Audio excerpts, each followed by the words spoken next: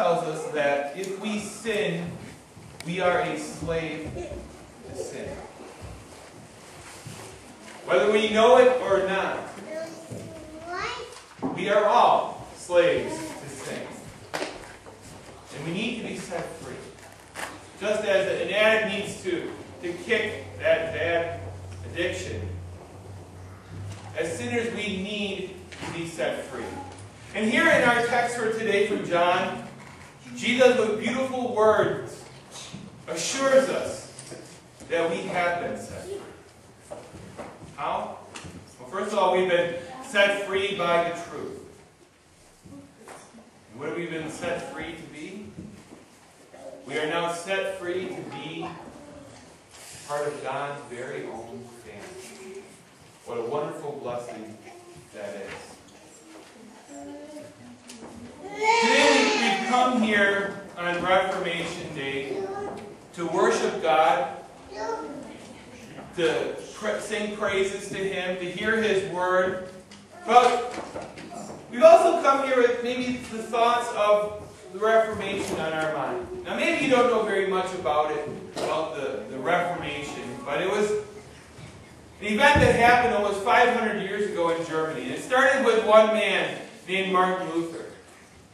And he had a very strong conscience, a very sensitive conscience.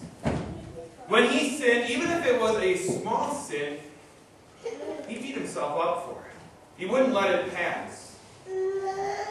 And he didn't see God as a loving God, a compassionate God, but instead he saw God as being a vengeful, wrathful God who was there for the sole purpose of smiting the sinner.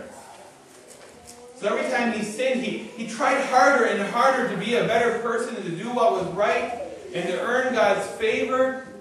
But every time he tried, he failed again. And he fell harder and harder with each fall. Here you see that vicious cycle. Sin and guilt. This was a man who was not free. This was a man who was a slave. A slave to sin. But you know what? He wasn't the only one in his time.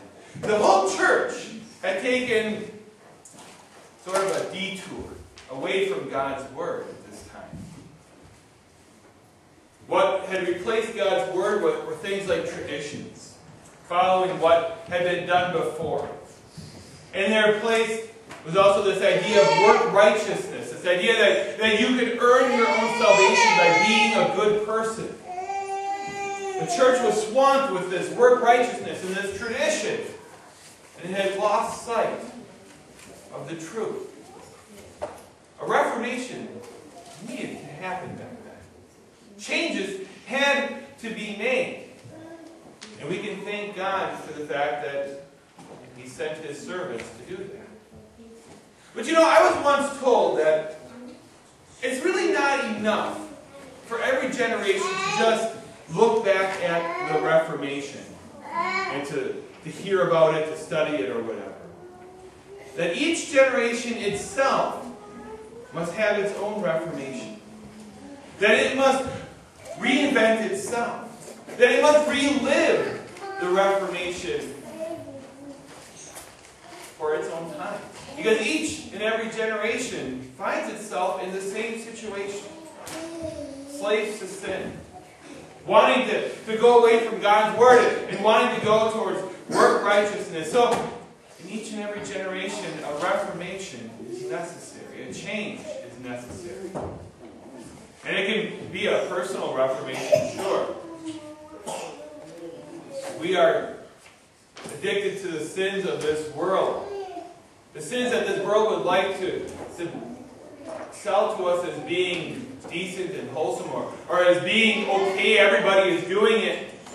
If we have bought into that lie that this world would give us, there needs to be a personal reformation, doesn't there? Of getting away from that cycle, being a slave to sin and breaking free. But I think there also needs to be a reformation even in the church.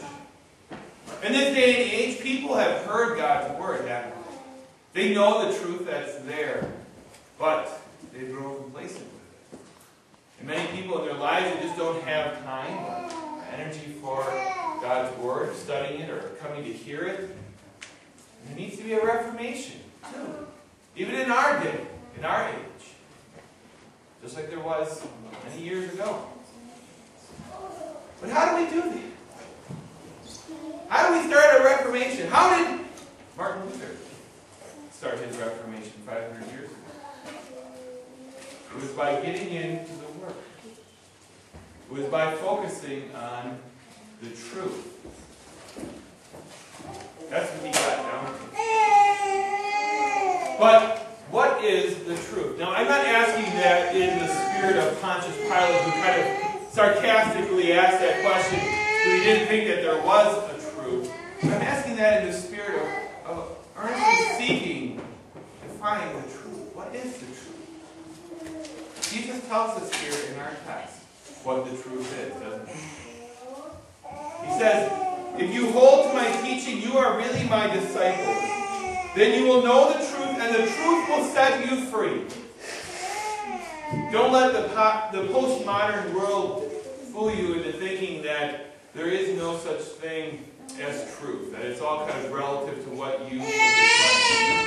There is real truth out there in this world. And we have it here in God's Word. Now, when Jesus was speaking these words, he was speaking to a group of Jewish people who had come to hear him. And before this, they didn't really know who he was exactly. They weren't believers, but they came to hear him. And an amazing thing happened. As he spoke to them, his words of grace, his words of pardon, worked faith in their hearts, and they believed. These are new believers here. But their faith was still in its infancy. It was not even really a day old. So he gives them this encouragement. Hold to my teachings. Like more than just hearing God's Word and kind of letting it pass over you. But it's holding to the teachings. Taking a firm grasp on them. Delving in them. And making them your own. That's what really Martin Luther did.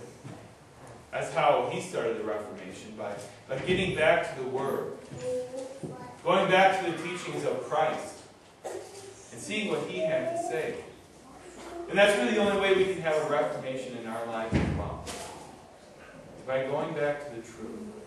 Now these early Jewish believers, they really had a special advantage. Not only did they hear the words of Jesus, but in the coming years, they were going to see truth acted out. They were going to see truth hung upon a cross. They were going to see Jesus die. The holy and innocent Lamb